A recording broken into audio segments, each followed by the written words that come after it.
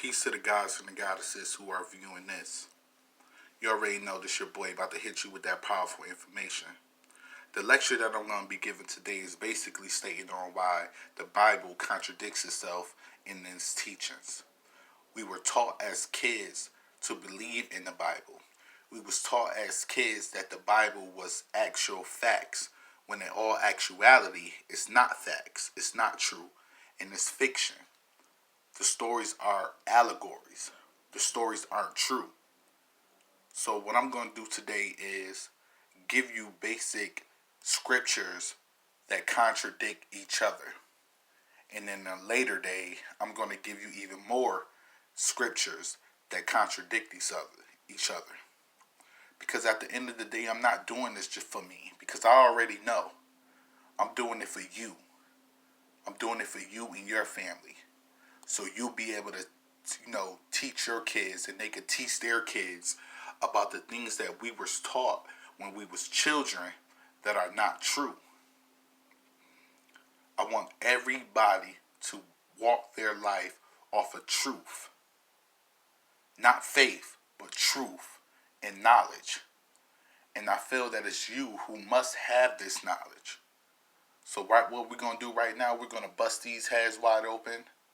And on later dates, we're going to get the rest of the truth out, because it has to be noticed. It has to be brought to the attention of the people to let them know that what we've been following our whole entire lives, and what our parents have been following their whole entire lives, and their parents, and their parents, and their parents. Since the time of slavery, what we have been following was a lie.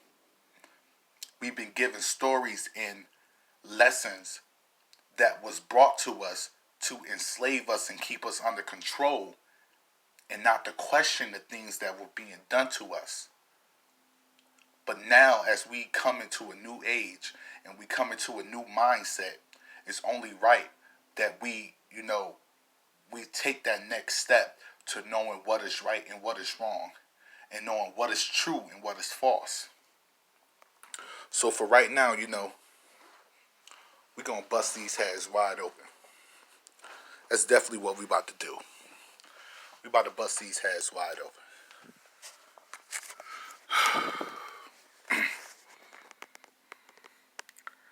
As you can see here, this Judas rebellion, 2 Chronicles 28, chapter 28, verses 5 through 15. Let's bust these heads wide open. Now, the vision of Isaiah, the son of Amos, which he saw concerning Judah and Jerusalem in the days of Uzziah, Jotham, Ahaz, Hezekiah, kings of Judah. Now, these is visions being given to this man. These is things that's being taught to him. And remind you, this is from the book of Isaiah, but we're not going to focus on this chapter, on this little part right here. We're going to focus on basically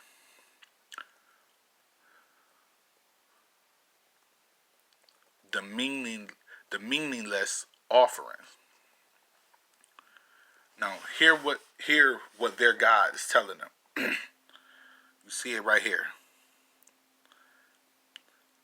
Hear the word of the Lord. Ye rulers of Sodom, give ear unto the law of our God.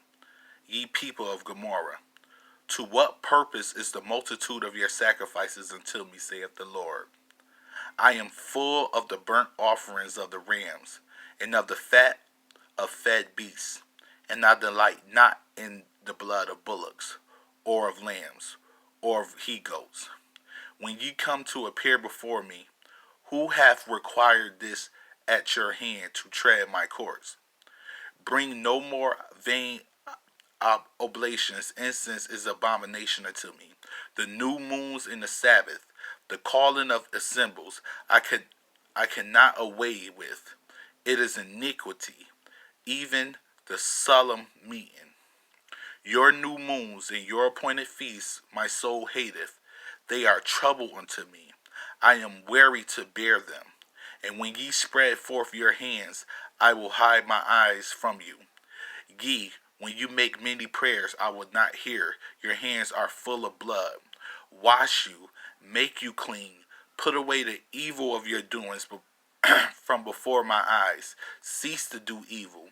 Learn to do well. Seek judgment. Relieve the oppressed. Judge the fatherless. Plead for the widow. Come now and let us reason together, saith the Lord. Through your sins as scarlet, they shall be as white as snow. Though they be red like crimson, they shall be as wool. If ye be willing, obedient, ye shall eat of the good of the land. But if you refuse and you rebel, ye shall be devoured with the sword, for the mouth of the Lord has spoken it.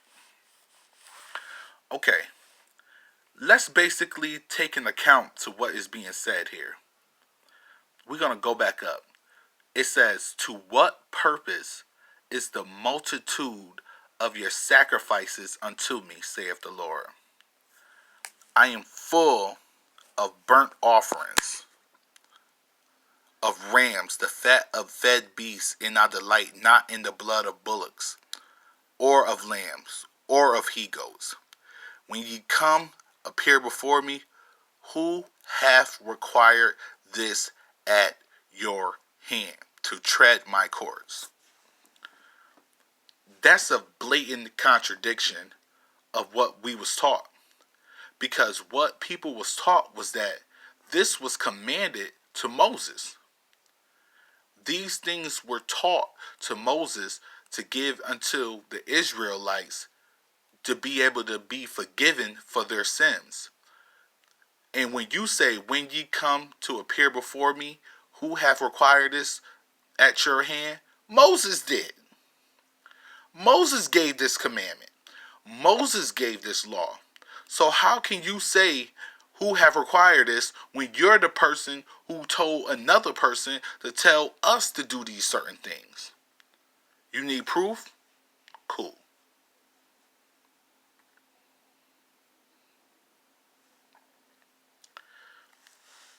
And the Lord, check this out.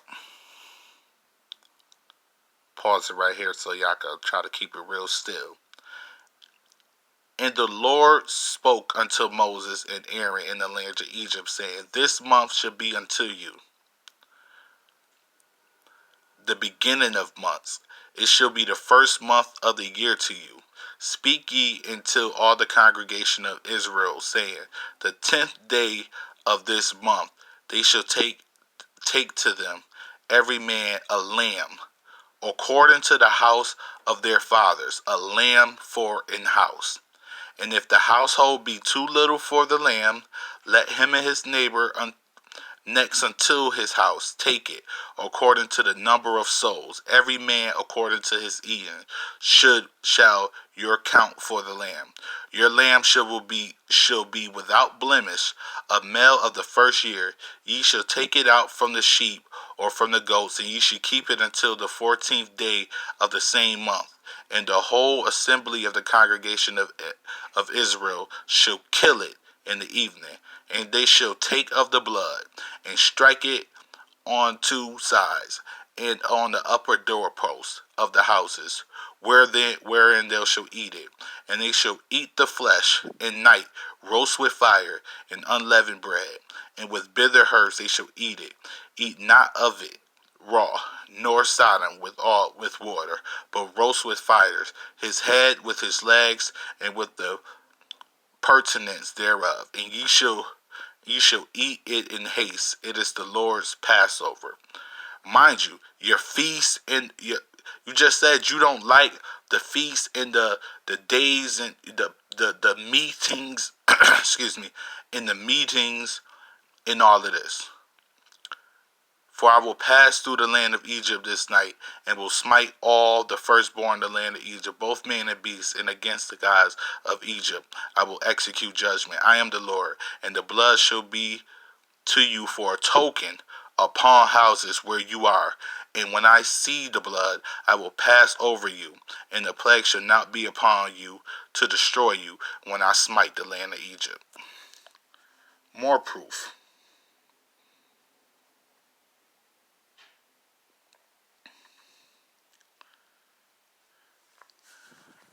I'm Keep it real still. And the Lord spoke unto Moses, said, Speak unto the children of Israel, and say unto them, When ye be coming to the land of your habitations, which I give to you, and will make an offering by fire unto the Lord, a burnt offering, or sacrifice in performing a vow, or in a free will offering, or in your solemn feasts, to make a sweet savor unto the Lord of the herd or of the flock, then shall he that offereth his offerings unto the Lord bring a meat offering of a 10th deal of flour mingled with the 4th part of an hin of oil, and the 4th part of a hin of wine for a drink.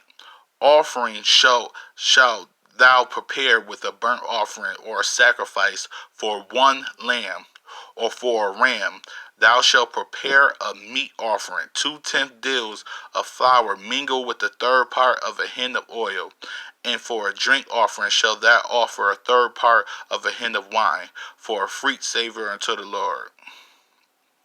And when thou preparest the bullock for burnt offerings, or for a sacrifice in performing a vow, or a peace offering unto the Lord, then shall he bring with the bullock a meat offering of 3/10 deals of flour mingled with half an hin of oil.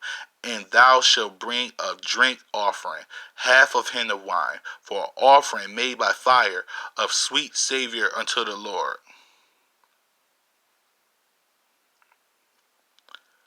But in this chapter right here in Isaiah, he said, To what purpose is the multitude of your sacrifices unto me, saith the Lord? I am full of burnt offerings of rams and the fat of fed beasts, and I delight not in the blood of bullocks, or of lambs, or of he-goats. When you come up here before me, who hath required this at your hand to tread my courts? Bring no more vain oblations. Incense is an abomination unto me. The new moons and Sabbaths, the calling of assemblies, I cannot away with it. It is iniquity. Even the solemn meeting. But in here, you telling people to meet up and kill animals and sacrifice them. In here, you telling people to meet up. You telling people to meet up and kill lambs and spread the blood all over their houses. What do you want people to do? It's either one or the other. This shows you right there that these are straight lies. These are pure, straight up lies. And this is what you guys want to follow?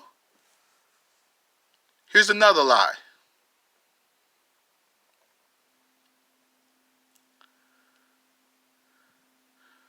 Now this is from Jesus. Matthew 16. King James Version. The one that y'all all follow. It's what y'all love. Matthew 16, King James Version. You see, I'm not lying.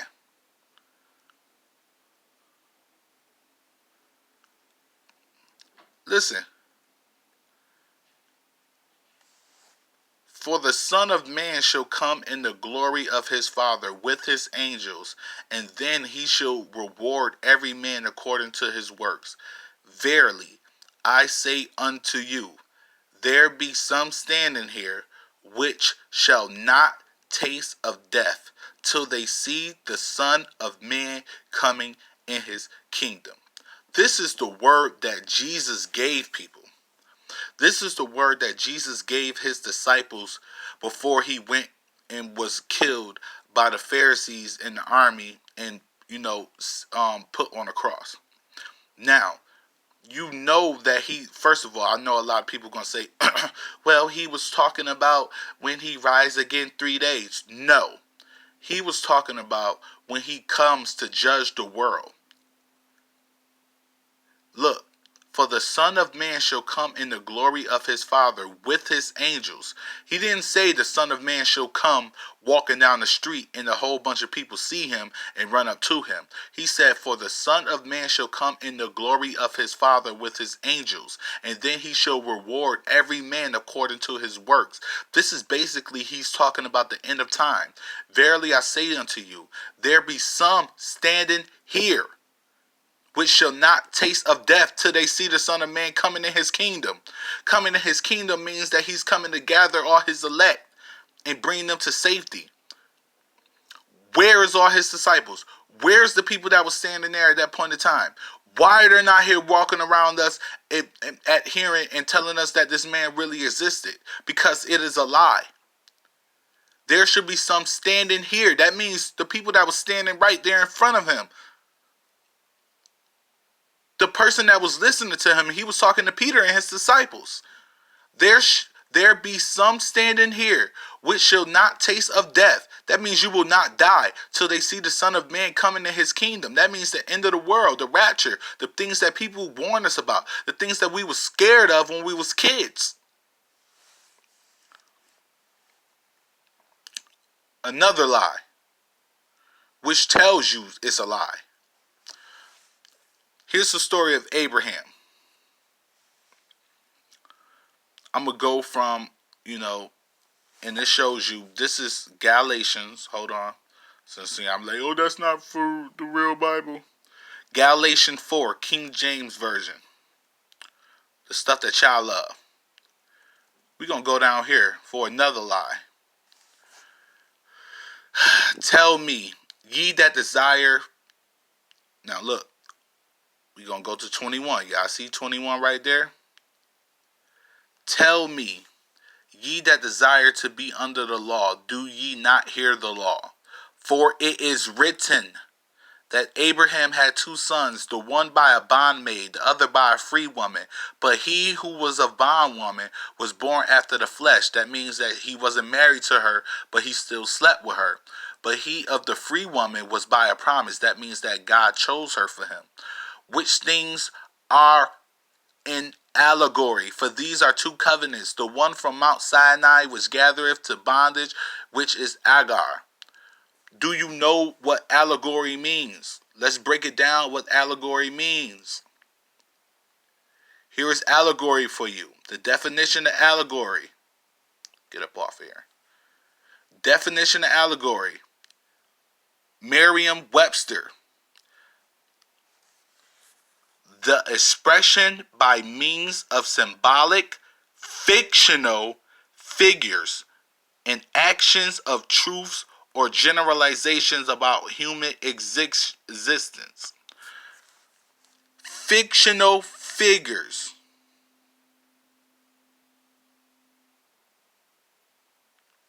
Saying that it's a symbolic, saying that something that could have happened. This didn't happen. That means the story of Abraham is false. That means the story of his children are false. Why are you people who sitting up here, all you Bible thumpers, why are you not getting this? Are you actually, this comes with the point of actually reading. There comes a point in time when you have to actually read what you're reading and understand what you're reading. If you understood what you're reading, you wouldn't follow what this is. Why would I follow behind something that's apparently telling me, point blank period, that is a lie? Wake up, family. We've gone from the Old Testament to the New Testament, showing you it's full of lies. So why sit up here and listen to it if you're just going to be sitting up here dealing with a whole bunch of lies and contradict a person who's, why would I follow you and you contradict everything that you say? Why would I follow you and you lie about everything that you say? Everything that you done said that will come to pass haven't came to pass. Everything that you told me to do, you come back and tell me not to do. It's like you dealing with Alzheimer's, amnesia. You don't know what is what. You sitting up here predicting the future of something, telling somebody that they're not gonna die, and especially if they holding on to that, and then they wind up dying. What I mean, come on, what is you doing? It's time to figure out what you really about. What is real? You want to know? You want to know what you need to follow? What's right is right and what's wrong is wrong. You live your life according to what's right. You do good, you act good, you display yourself good. Be a good person, help people. Don't think evil thoughts. Get them out of your head.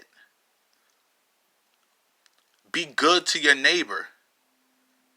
Be a great person that causes a good effect on earth while you're here. We are spiritual beings having a physical experience. Before you was born, your soul, your spirit chose the path that you will come on. And it's up to you to find what your true destiny is about. That's why you're here. Follow it and use it, because the power is within you. Peace and blessings to all the gods and the goddesses, man. I hope y'all have a great night, a beautiful night, but at the same time, an awakening night.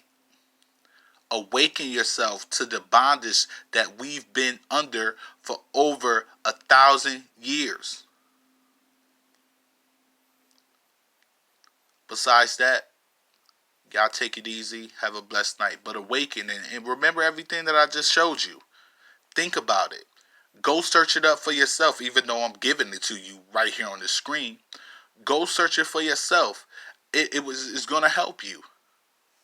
Until then, till next time, till I bring you that information, be blessed.